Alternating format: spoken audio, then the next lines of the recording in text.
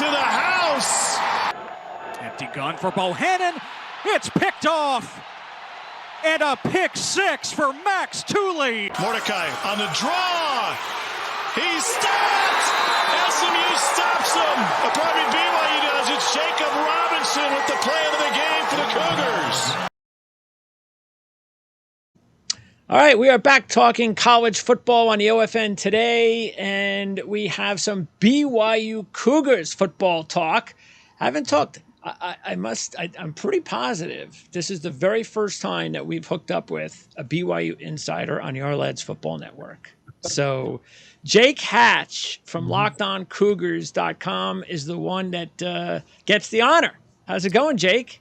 Well, I'm honored, first off, that you guys, I'm your first BYU guest or insider that's been on the show, but doing great. Thanks for the invite. And looking forward to talking some BYU. Absolutely. The move to the Big 12, that's the story. Fans all psyched for this, huh? Oh, yeah, they're ecstatic. It's been something BYU's been chasing for 12 seasons. Obviously, if they went independent, the whole goal going independent was to get to this level and finally be a Power 5 member. And now they're a member of the Big 12. They're very excited for it and obviously looking to make an imprint in season one, but we'll have to kind of wait and see what happens out on the field this fall. Let me pop up, since you're on here for the first time. I'm going to pop up a little bit. We're going to take a look at the depth chart on our lads, but now I'm taking a look at your Twitter account. And so tell me a little bit about, so you do the pre and post on the KSL Sports Zone. So that's before and after every football game? Correct. Yeah. So I host our pre and post game coverage for BYU football games on the KSL Sports Zone. I work in sports radio in my day job. Locked On Cougars, my podcast you already mentioned, is my podcast I do daily as well, covering BYU. So it keeps me busy, but I'm lucky enough that I get essentially work and watch sports for a living. Yeah, we all love to do that. No question. So you said you have a morning sports talk show. What do you talk about most of the time in that area? So we do our morning drive show out here in Salt Lake City, and obviously with no NFL team here, we're heavy on college football coverage, and with the rivalry between BYU and Utah, that is a big part of the Holy War. So essentially, we got three main teams that we cover: BYU, Utah, and then the Utah Jazz in the NBA. Now we also supplement that with talk about Utah State, Real Salt Lake, and Major League Soccer. But yeah, our bread and butter comes down to those three: the Jazz, the Utes, and the Cougars. That's what keeps us going out here in Salt Lake. And the first game, so you're going to get how is this going? The schedule, of course. Yeah. Every year, as an independent, BYU would have one of the fun schedules in college football. Not so fun, maybe, for the program, because it was like, how can you navigate the schedule? Sometimes, Sure. Sometimes you did. But what do you think about the schedule this year? I'm excited for it. Obviously, it's going to be the toughest schedule BYU's ever faced, top to bottom. In Independence, they played 7 Power 5 teams in a single season. That happened twice during the run as an independent football program. But this year, you've got 10. You got 9 conference games in the Big 12. It's obviously going to test BYU's depth. You also have a big non-conference game going to Arkansas in the SEC. So it's going to be a big test for BYU. But I think BYU fans, more than anything else, they just simply are excited to be part of the Big 12 and kind of have a new era of football upon them and kind of see how things shake out. And with a schedule as tough as that, first time going to the Big 12, you kind of do need those two kind of preseason games. Oh, yeah. No, they're warm-up games. Yeah, they're playing Sam Houston State in the season opener, and then FCS game against Southern Utah, an in-state team coming to Provo from Southern Utah. So those would be the 2 warm-up games. But then, once week 3 hits and BYU goes to Arkansas, from there on out, it is going to be a very, very tough slate for BYU. And I think it's really going to test and show what the depth that they've tried to accumulate via the transfer portal and other means, if it's actually amounted to much of anything. It's a big question mark right now of how much things are going to change with regards to their recruiting and all that when they're members of the Big 12. But year one here at the Big 12, the biggest question is, is your depth capable of holding up against this caliber of a schedule? Actually, one of those teams, Sam Houston, is a new FBS team this season. And they were a really good FCS program. I'm not sure what to look forward to this year, but they actually could be a little bit of a tricky first matchup. But have you done much homework on them yet? I've done a little bit. The Bearcats, obviously, were a member of the WAC, and we have a couple of teams here in Utah at the FCS level. They're members of that same conference. So I've got a baseline knowledge, a little bit of the Bearcats. The one thing about them is, as you mentioned, their first game as an FBS program, as a member of the G5 at Conference USA, will be at BYU, and it'll be BYU's first game as a Power 5 member, as a member of the Big 12 Conference. So kind of two new eras of football colliding. Yeah.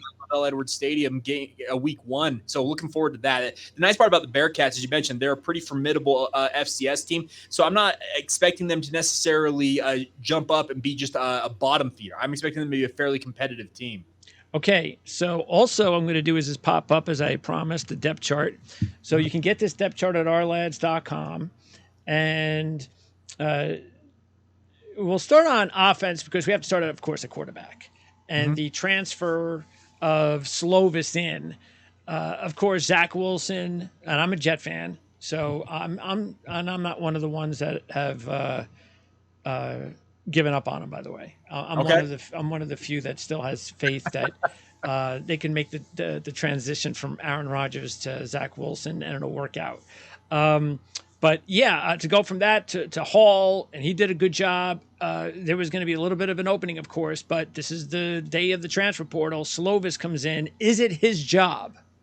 Yeah, Aaron Roderick, their offensive coordinator, said at the end of spring camp, he said, Kedon Slovis is our number 1 QB. And by the way, and one thing about Aaron Roderick is the offensive coordinator, he's actually rarely reticent to make declarations like that, but he had it very clear. I want this on the record that Kedon Slovis is our number 1 QB, and he's operated as such since he showed up at BYU in the offseason back in January. And obviously, we're just starting training camp out here in Provo, had day 1 of practice on Tuesday, and he looked the part. He was absolutely in command of the offense. Obviously, that's practice versus what actual games will be like for him. But this is an experienced quarterback. Speaking of Kedon Slovis coming here to BYU, has started a number of games, both at USC and at Pitt. The hope for BYU is the fact that he has played at the Power 5 level, just the overall glitz and glamour of playing in the Big 12.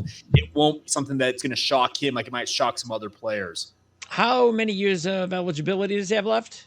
He's got 1, so he's got just this 1 year. So that's the big thing. He's got to get this right this one time because he's got every intention of making it a big year and then obviously jump into the NFL. Yes, absolutely. Yeah, a couple of years ago, he was definitely a quarterback that you could see as maybe could he make it into the first round? But things, like you said, haven't exactly worked out for him. But now he's got a brand new opportunity, and of course, BYU fans would love nothing better. Okay, running back. So the top running back is gone. So how does the backfield look right now? Do you have a number 1? I think that on paper, the number 1 is going to be Aiden Robbins. He transferred in alongside Kedon Slovis. He comes to BYU by way of UNLV. Had a 1,000-yard season a year ago for the Rebels in his lone year there. Previously was at Louisville, his hometown school. He actually grew up in Louisville and never really saw much action with the Cardinals, but then went to UNLV and really broke out. BYU, funny enough, was one of the finalists for him when he was a high school player down there in Louisville.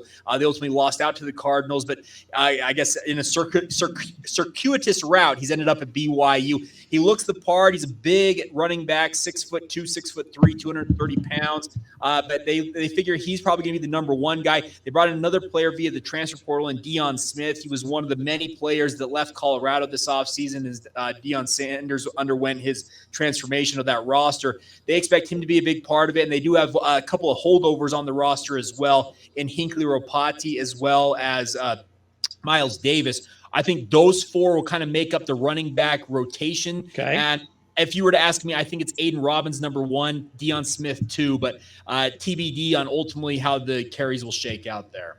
And at tight end, Rex has been around for a little bit, and he has some pro potential.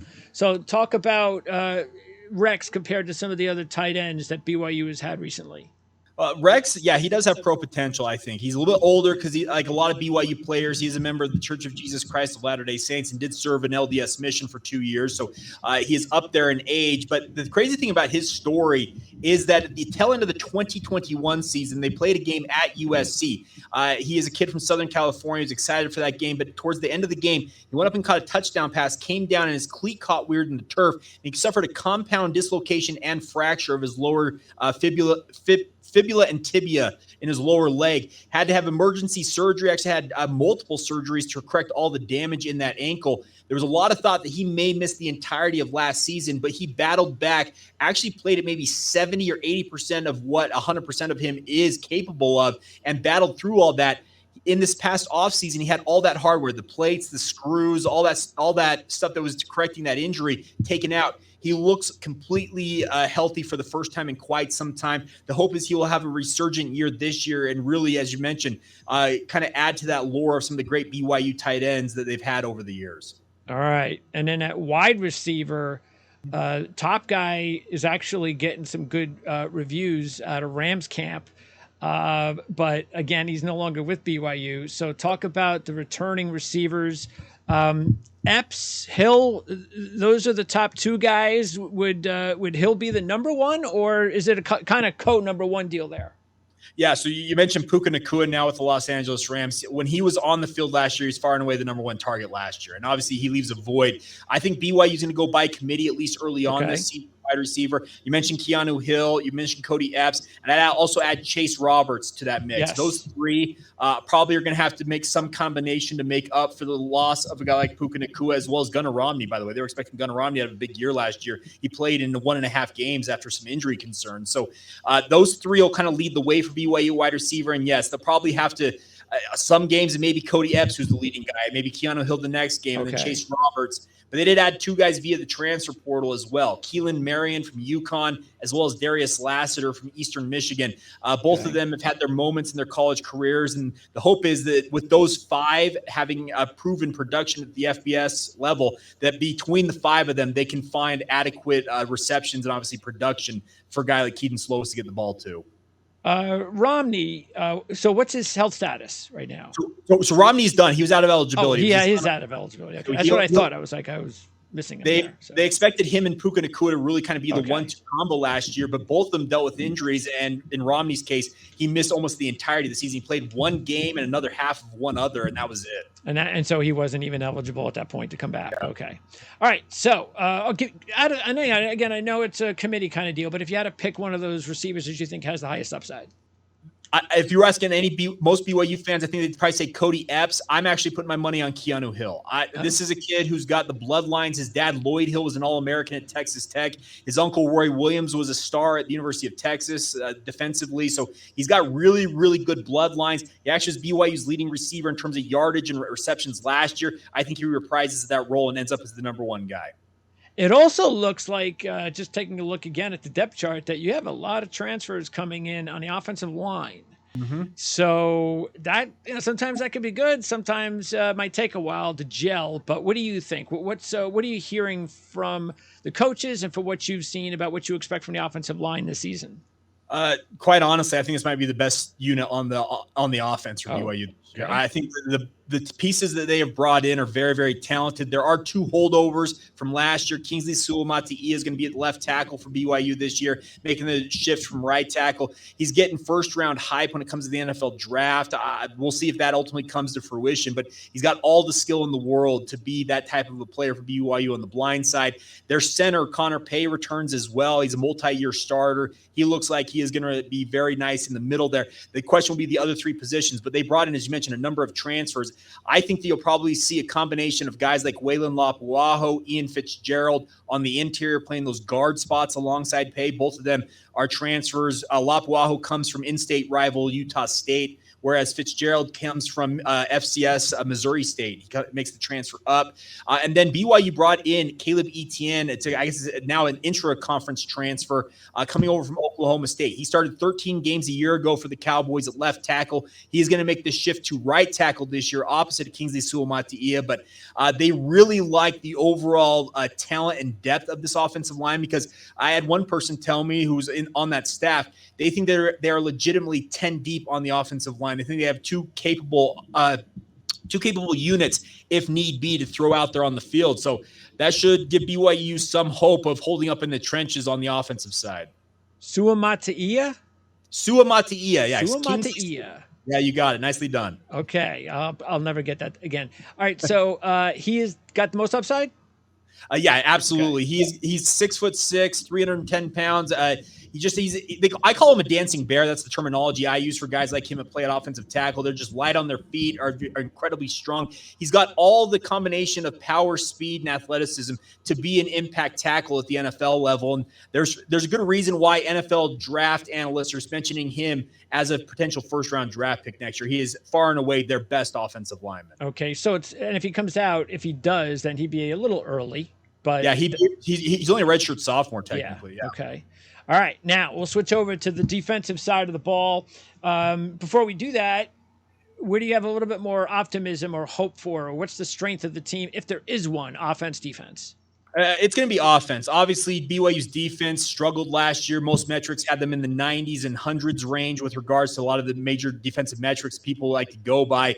And the biggest thing that I think gives some hope for defense is the fact that they changed over the coaching staff, brought in a new defensive coordinator, an entire new staff there. We'll talk about the players here in a moment. But the offense, the continuity there. Aaron Roderick has been with this program and with Kalani Sitake for all 8 years that Kalani has been at the helm of the BYU football program. And he's put 2 quarterbacks back-to-back into the NFL. The hope he makes it 3 for 3 this year with Kedon Slovis.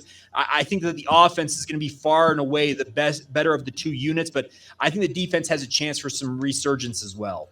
Okay, so Roderick, how long has he been with the team? So he's been at BYU for all 8 years. Kalani has been the head coach there. He started out as their passing game coordinator and quarterbacks coach. Jeff Grimes, who's now at Baylor, was the OC for the first 3 years of that run. When Jeff ultimately moved on to Baylor, they elevated Aaron Roderick to their offensive coordinator position. Sounds like he's a rising star in the coaching ranks. Similar to Kalani Sitake, he is a former BYU alum, played for Lavelle Edwards. It's part of who he is. He loves being in Provo and spent a lot of time at Utah working for Kyle Whittingham as well. So he's got a very deep background in the sport, and he's put together some very, very good offenses the last 3 or 4 years. Okay. By the way, might as well, since we're on the coach, Sitake, fans, like him? Loyal to him, want to change? How do they feel? They love him. Kalani, he is a beloved alum of BYU. He describes himself. He says, "I was first and foremost a BYU fan growing up. I got to live the dream of playing for Lavelle Edwards like I had dreamed as a kid, and now I'm lucky enough to inherit the same seat that Lavelle Edwards held for the 29 years he was the head coach." Kalani is the best representative of BYU as a coach right now that I'm sure you could find nationally. He believes in the program. He puts up with all the restrictions, recruiting-wise, and everything else at BYU that comes with the territory, and he embraces all of it. He knows what BYU is all about. He lived the life of a student athlete at BYU, and fans, they absolutely love him. And I'm not 100% certain that there's much he could do that would cause him to be fall out of favor with BYU fans. He is just beloved in Provo. Good to hear. All right, let's talk defense. And do they have a star of the unit? Defensively, I think the star of the unit are 2 linebackers, Max Tooley and Ben Bywater. Obviously, both of them had pick 6s a year ago. Bywater is now collected back-to-back seasons. He's got a career total of 200 tackles. So he's got almost 100 tackles per season. The hope is he can reprise that this year. But between the 2 of those, they've got 2 impact players at linebacker. And the hope is that both of them, who dealt with some injury concerns at points last season, will stay fully healthy this season. Bywater, though, is he kind of notch above based on his stats, or not so much? I would say he's more of the complete package at linebacker. Tooley, to me, he's kind of a boomer bust type player, if that makes sense. Like, he makes a pick 6, but there's every so often he may duck his head and miss a tackle. Bywater, to me, is the more complete package as a linebacker, and probably rates a little bit higher. But at the linebacker position, they also brought in another transfer from Utah State this offseason, and AJ Vongpachon, who is one of the star players for a pretty good Utah State defense a year ago. He's got 1 year of eligibility, and combined with Tooley and Bywater, the hope is that Vongpachon can really kind of make them a 3-man unit that can really bolster this defense, which the linebacking core last year, with the injuries they dealt with, was very, very poor at times. Vongpachon, I mean, even when you go out to bring them in, the names keep you up at night. You're used to it, though. Well, and see, I'm lucky enough. My radio station, we actually we're the broadcast home for Utah State athletics, and I would have never known how to pronounce Vongpachon's name outside of having the fact that I work on some of those broadcasts and just heard his name enough. He's actually a kid who's of Laotian descent. Funny enough, crazy to think that, but fantastic linebacker, has posted some very, very good seasons the last 2 years at Utah State, and BYU expects him to come in and be a big part of their defense this season. Okay. Now, as far as pass rush, I believe you have to go back to 19 or 18, Kafusi, who had a pretty decent number of sacks. Mm-hmm. So any chance that we're going to see someone like that step up, or just another season of, an effort, a combined effort from a group of guys? Well, when your team finished 129th out of 130 FBS programs in team sacks, there's only one way to go, really, and that's up. So, yes, they are going to hopefully have an increase this year. The new defensive coordinator, Jay Hill, comes in, and he is a guy that knows defense inside and out. That's his background as a coach, and he has said it himself. He says, we're going to pressure the quarterback. It was something BYU's previous defensive coaching staff preferred to kind of let plays develop in front of them and then rally to the football. They like to do the drop eight type stuff, not let anything get over the top, but really rally to the football. And there are different philosophies that work, and at times it did work for BYU, but the last 2 years in particular just wasn't working, so they made the change. Jay Hill has promised he is going to bring pressure, whether he has to do it via four-man front, blitzing. He promised in his introductory press conference, we are going to bring heat on opposing quarterbacks. We cannot afford to let them get comfortable back there. They're going to have two guys, I think, at defensive end who are going to be expected to have the lead in terms of increasing the sack production. One of them is a holdover in Tyler Batty. He's been with the program for 4 years now. The hope is that now that he is not having a two-gap every play and kind of play more run support, that he can really unleash his ability as a pass rusher and really get after it. The other is a transfer, Isaiah Banya, who comes in from Boise State. Banya led the Broncos 2 seasons ago in sacks, was injured most of last year, but the hope is he can regain that form that he had for Boise State. And they seem to be a very, very good tandem and obviously get along with one another. Very different type defensive lineman, whereas Batty's more of a traditional defensive end. He weighs 270 pounds, 6'5", whereas Banya is kind of your 2-point stance pass rusher where he's 6'4", 230 pounds. So they're hoping that between those two, as well as some of the other reserves, they can increase the sack production, no doubt. And I noticed, so Hill, he has a heck of a resume. Yes. And I'm always intrigued by these head coaches who have a lot of success on the FCS level, and they feel that I'm not gonna get a chance as a head coach at FBS, but this is my opportunity. Maybe he still never will be, but this is maybe the best shot he's going to have to be a legitimate FBS coach of some sort. So that has to be something that the program and of course the Taki must feel pretty comfortable with, is bringing in a guy with that sort of a resume.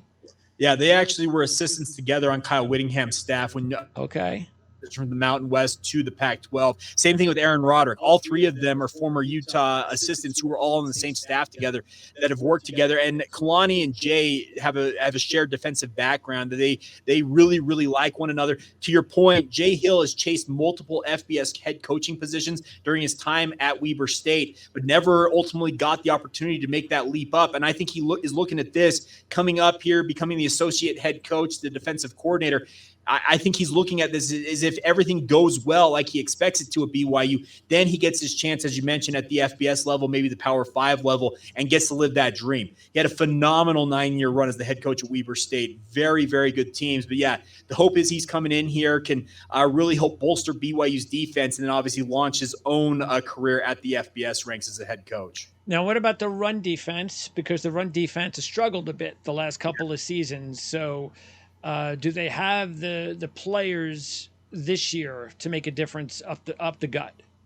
Much like we've talked about today, they bolstered it with the transfer portal. They brought in Jackson Cravens, who was a multi-year starter for Boise State, a kid that actually prepped right up the road from BYU at Timpview High School. It's literally a mile away from BYU's campus. He ended up at Boise State out of high school, is coming back home to play for BYU for his final season of eligibility. He's expected to start on the interior alongside a junior college transfer in David Latu, who comes to BYU by way of Snow College. I think those two probably end up as your starting defensive tackle combination. And the hope is that they can bolster the run defense. They do have a couple of holdovers here on the defensive line as well, and Nisa Mahe as well as Kedon Hawes. Both of them very strong players, but undersized. And what I mean by undersized is they're both relatively short. Nisa Mahe is listed generously at 6'1", whereas Kedon Hawes is listed at 6'2". Let's put it this way: if they're 6'1" and 6'2", I'm 6'3".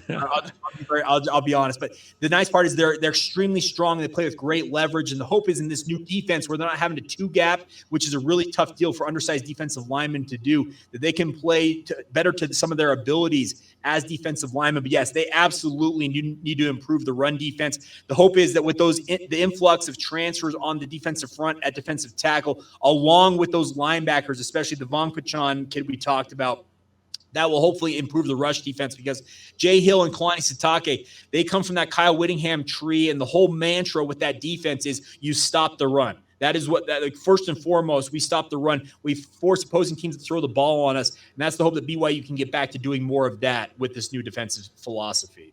And we'll wrap up with the secondary. So how's the secondary looking? Do they have a leader back there?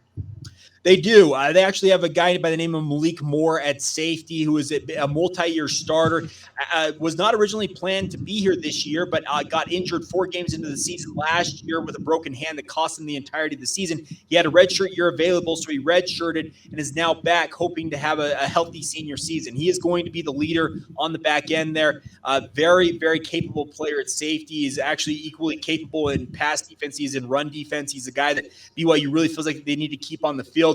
He's got a really good running mate back there alongside him in Micah Harper. Harper is a guy who's dealt with injury during his time at BYU, but when he's been on the field, he's been a very, very capable player. Had a really, really good back half of the season last year, and the hope is that tandem at safety can really bolster the back end for BYU on defense, because at cornerback, there are a little bit of turnover there. They brought in 2 transfers from Jay Hill's Weber State squad, one of them an FCS All-American in Eddie Heckard, a guy that had originally said, I'm going to go to the NFL draft. NFL talent evaluator said, hey, you should actually probably play one more season at a higher level and prove yourself. So he said, you know what? My head coach is going to BYU. They're playing Power 5. Why don't I do that? So he is going to probably start at corner for BYU. They also have a starter from last year in Jacob Robinson, who probably starts opposite him at corner. But between those two, they're hoping that the cornerback unit is going to be better there. As I mentioned, another transfer from Weber State in Camden Garrett as well. He has proven himself in this defense, playing for Jay Hill at the FCS level. So between the transfers at corner and obviously the holdovers at safety, BYU feels like that secondary should be fairly strong. Yeah, I mean, I haven't done a whole lot of these yet, because this is the second team interview I've done, but I can't imagine I'm going to be seeing this many transfers making this much of an impact for the starting on a legitimate football team. Yeah. Well, that's the thing about this. BYU, they felt like they had pretty good first-string units, and they've done that for most of their time as a college football program. Their ones usually can match up with other teams' ones very well, especially when going up against Power 5 opposition. The one thing they realized when they were going to the Power 5 ranks is, hey, we need to get quality depth. We need to have the 2s and the 3s on our depth chart that can hold up against those teams' 2s and 3s. And that's why they went out and hit the transfer portal as hard as they did this offseason. I don't expect them, honestly, to hit the transfer portal as hard as they did going forward, as they did this past offseason, because I think that they're going to start to really kind of focus on developing high school talent that they bring into the program and that type of stuff. They will still use the transfer portal to supplement positions if need be, I think. But yeah, so many transfers. I think that the number we came up with is in the media down here in Provo was that there are 58 newcomers to the BYU football program this season. I don't expect that number to be that high in the relatively near future. I just think this might be a one-off this year just because of the transition to the Power 5 ranks. So Heckard, is he the one to watch then? Maybe talent-wise next level? Yeah, there people that do NFL talent evaluation think that he's a mid-round pick right now, and the hope is that he can bolster that a little bit with a good season here at BYU. We'll see, but yeah, he was told by multiple NFL people, "Hey, go play one more season, play at a higher level," and then he obviously came to BYU and he's going to the Power 5 level, and the hope is that he can prove himself. Obviously, he had really, really good back-to-back seasons the last 2 years as an FCS All-American. So the hope is that talent translates to this level. And then the kicking game is coming back. Is it the same guys?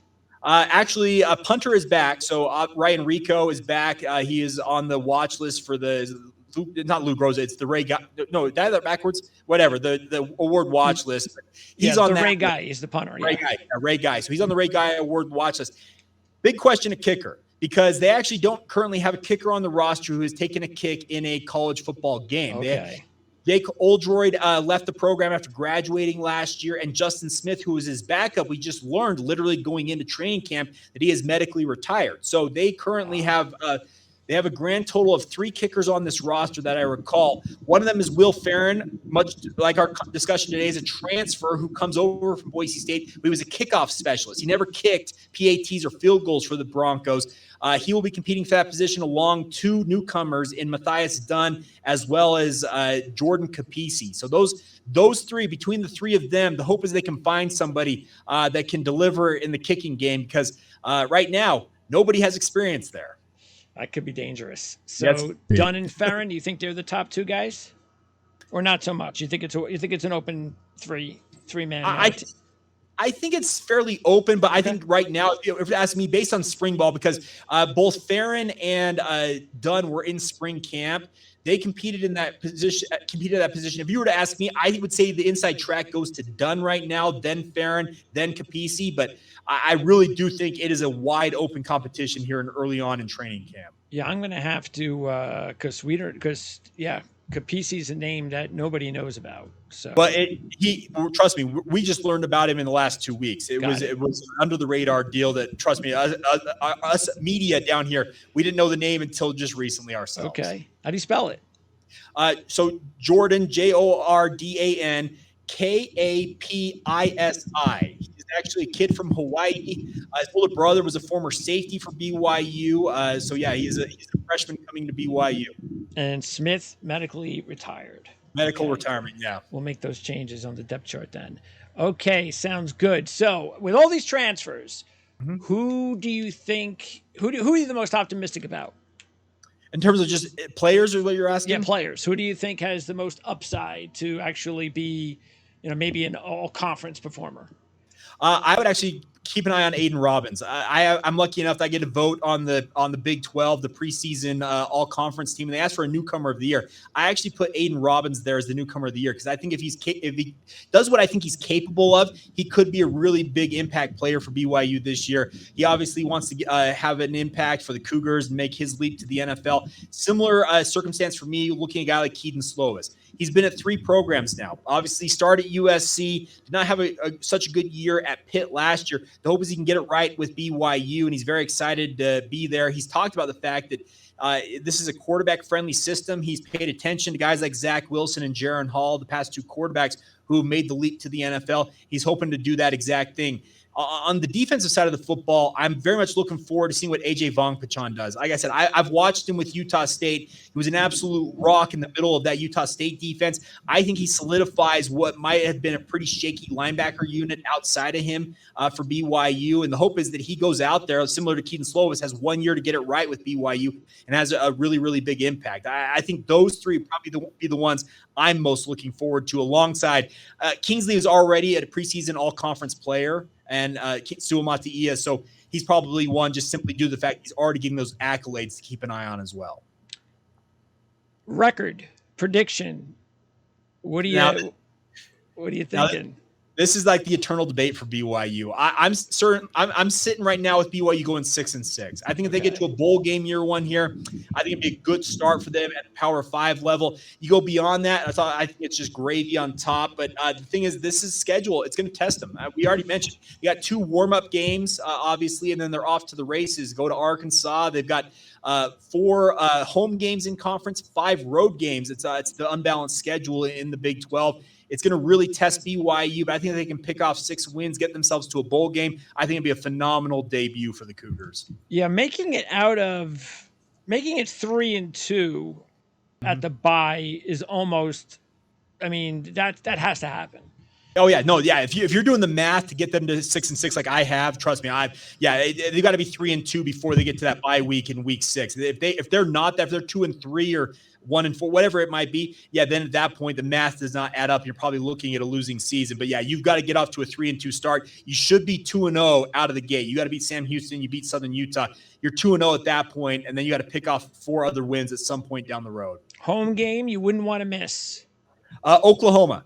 Only time that Oklahoma likely will ever come to Provo, Utah. Obviously, they're making the jump to the SEC next year. There are a bunch of people that I know that cover Oklahoma that are excited to come out to this one. It's really kind of, in many ways, a once-in-a-lifetime opportunity to watch the Sooner Schooner and the rest of the Sooners out there in Provo. And road game that you think might be the biggest one of the year? I'm going to actually say this is kind of funny. I think it's going to be the Kansas game. It's the first Big 12 game in BYU football history. Okay. They have, and a lot of people would say Texas, but BYU's played at Texas twice in Independence, and they actually played very well down there. Many people might recall Taysom Hill just absolutely thrashing the Longhorns down there in Austin. But I think the fact that BYU's first Big 12 game is on the road there in Lawrence, Kansas, and obviously the Jayhawks had a pretty good year a year ago. I think the excitement factor over the first Big 12 game in BYU football history is too much to pass up. Well, Jake, great job. Like I said, first time we had an opportunity to talk to a BYU insider, and you can't get more inside than your resume. That's for sure. Oh, thank you. So great job. And I look forward to, hopefully, if they have a season worth talking about, hopefully we'll get an opportunity to talk during the season. We'd love to do it anytime. Hit me up. All right. That'd be great. Thanks a lot, Jake, and appreciate it. Have a great season. Thank you.